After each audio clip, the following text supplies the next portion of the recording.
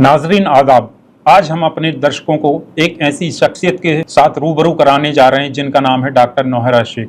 हालांकि नौहरा शेख किसी तारुफ की मोहताज नहीं है।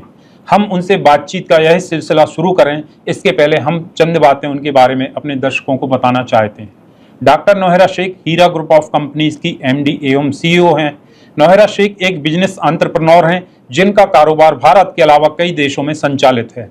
वह एक सोशल एक्टिविस्ट भी हैं। डॉक्टर शेख एक एजुकेशनिस्ट भी हैं जो कई तालीमी इदारों को संचालित कर रही हैं। इनके द्वारा संचालित स्कूल कॉलेजों में कई बच्चों को डॉक्टर, इंजीनियर एवं सिविल सर्विसेज की तैयारी के लिए स्कॉलरशिप भी प्रदान की जाती है। वह मजलूम एवं बेसहारा महिलाओं के उत्थान के लिए पिछले 2 दशकों से कार्य करती आ रही हैं। आइए हम आपसे मुलाकात कराते हैं डॉक्टर शेख की। गुड इवनिंग मैम, आप कैसी हैं? जी ठीक हूँ मैम, हाल ही में आपका एक वीडियो सोशल मीडिया पर बहुत तेजी से वायरल हो रहा है जिसमें आप कुछ पुलिस ऑफिसर्स व कुछ बिल्डर्स के साथ वाद विवाद करती हुई नजर आ रही हैं। आप हमारे दर्शकों को बताइए क्या मामला है? जी, ये मामला जो है अपने ही केस को लेकर था और खासकर से जो हीरा ग्रुप के केसेस हुए, जो भी केसेस थे वो इलीगल FIR करके यहाँ पर हाईकोर्ट ने आर्डर दिया और हाईकोर्ट के आर्डर के बाद हमने जो है सुप्रीम कोर्ट में भी जो है उसको फाइट किया और फाइट करने के बाद सुप्रीम कोर्ट में कुछ लोगों ने जो है कुछ मुद्दा उठाए कि जो भी कंपनी के इन्वेस्टर हैं, देन लेन रहेगा तो वो किस तरह से आप जो है उनको दिया करेंगे। तो उस वक्त में जो है हमने सुप्रीम कोर्ट में हमारी जो एक प्राइम लैंड जो हीरा ग्रुप ऑफ कंपनीज की लैंड थी और वो लैंड जो टवली चौकी 7 टूम रोड के ऊपर रहती है, इस लैंड को हम 15 और 16 में रजिस्ट्रेशन करवाया और करीब 200 से ज्यादा करोड़ जो है बैंक से पेमेंट करके जो है ऐसे बिल्डर सैयद अख्तर साहब से जो है वो प्रॉपर्टी को परचेज किया और परचेज करके वो प्रॉपर्टी हमने ये किया। तो उसके बाद मैंने सुप्रीम कोर्ट में कहा कि कुछ लोग कहते हैं कि इतने देना है, कुछ लोग कहते हैं कि 100 करोड़ देना है, कुछ लोग कहते हैं 1 करोड़ देना है, कुछ लोग कहते हैं कि 5000 करोड़ देना है, कुछ लोग कहते हैं कि 50,000 करोड़ देना है, कि जबकि कंपनी के पास किसी के पास भी ऐसा कोई एविडेंस, कोई प्रूफ नहीं था।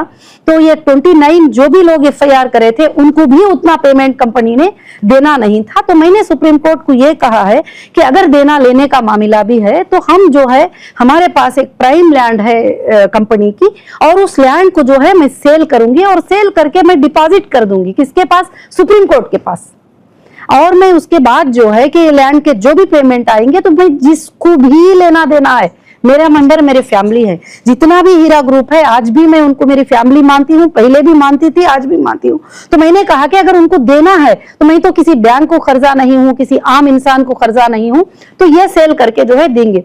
तो उसके बाद जो है वहां पर कुछ लोगों ने, एक 10 नवाबों ने जो है आकर कहा कि ये लैंड जो है ये डिग्री मिली हुई है और ये डिग्री के ऊपर है ये लैंड वगैरह वगैरह। तो सुप्रीम कोर्ट में 6 महीनों तक उस लैंड के ऊपर डिस्कशन रहा और वकीलां खड़े रहे और आर्ग्यूमेंट चलता रहा और आर्ग्यूमेंट चलता जैसे रहा तो सुप्रीम कोर्ट ने जो है आर्डर दिया, आखिर में डिमार्केशन करने का आर्डर दिया। उस पर डिमार्केशन किया तो डिमार्केशन में डिक्लेयर किया गया कि लैंड डिग्री वालों की कितनी है, किसकी कितनी है, कुछ भी हो, हीरा ग्रुप की जो लैंड है वो 33,000 स्क्वायर यार्ड लैंड जो है हीरा ग्रुप की है।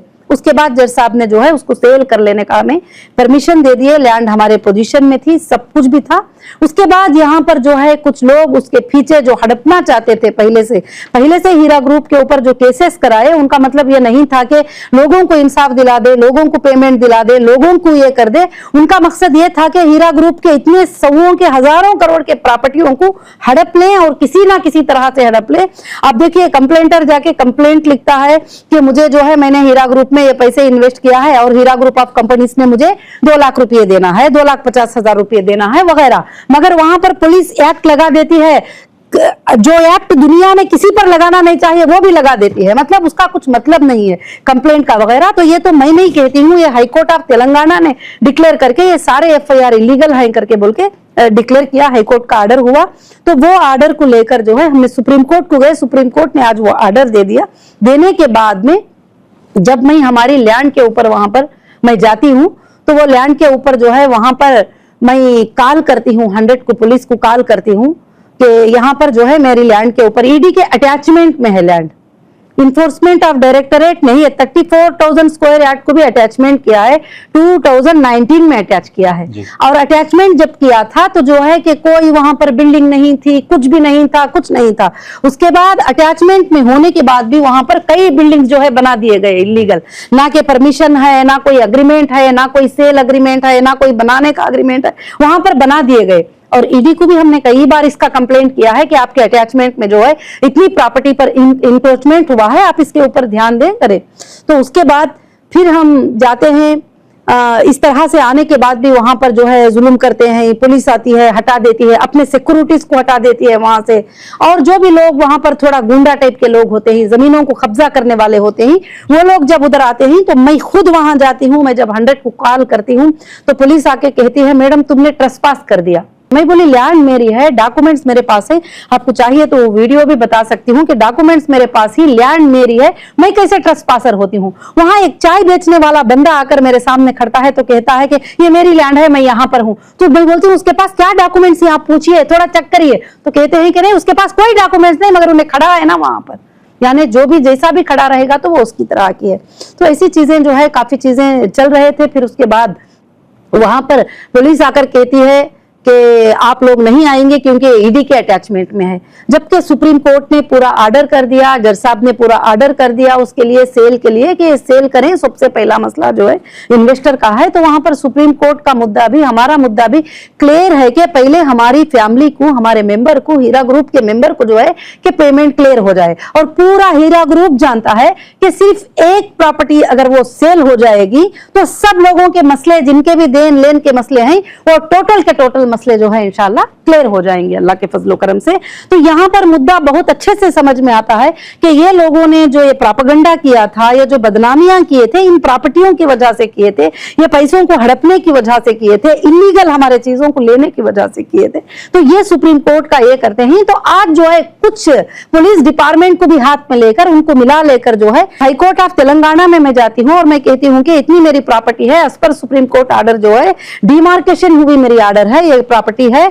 तो हाईकोर्ट जब ऑर्डर देती है इसके अंदर, तो हाईकोर्ट में सब रिस्पोंडेंट होते हैं। हाईकोर्ट जो है कि यहाँ पर क्लियरली मेंशन करके कहती है कि 33,000 स्क्वायर यार्ड जो लैंड है, ये पीसफुल पोजीशन में जब है, इनके लोग जिसके अंदर हैं, तो इसमें कोई भी जो है इन्वॉल्व नहीं हो सकते, पुलिस तो सिविल मैटर में इन्वॉल्व नहीं हो सकती। ये ऑर्डर देने के बाद भी, ये ऑर्डर का कंटेम्प्ट करते हुए पुलिस वहां पर आके कहती है कि तुम नहीं बैठ सकते यहाँ पर तुम नहीं रह सकते। मैं कहती हूँ कि सर आप क्यों आए हैं यहाँ पर? तो कहते हैं कि ईडी के सर ने हमें फोन किया। तो जब मैंने वहां पर फोन करके सर को बात किया कि जो ईडी का अटैचमेंट है, मगर पोजीशन तो हमारे पोजीशन में है और सेल करने के लिए, बायर को बताने के लिए कुछ भी नहीं है, तो नहीं, बोलते हैं मैडम आप वहां से चले जाओ। तो इस पर अब जरूर से जरूर बात होगी। और ये जो कंटेम्प्ट कर रहे हैं हाईकोर्ट के ऑर्डर्स का, सुप्रीम कोर्ट के ऑर्डर्स का, ये कोर्ट्स देख रहे हैं। अगर सुप्रीम कोर्ट के ऑर्डर को, हाईकोर्ट के ऑर्डर को अगर कोई हिंदुस्तान में मानता नहीं है, इंडिया में मानता नहीं है, तो फिर किसी की भी बस की बात नहीं चलेगी। और आज हम कोर्ट के ऊपर भरोसा करके, इंडियन कॉन्स्टिट्यूशन पे भरोसा करके मैं लीगल के लिए फाइट करती आ रही हूं और अभी भी करती रहूंगी इंशाल्लाह।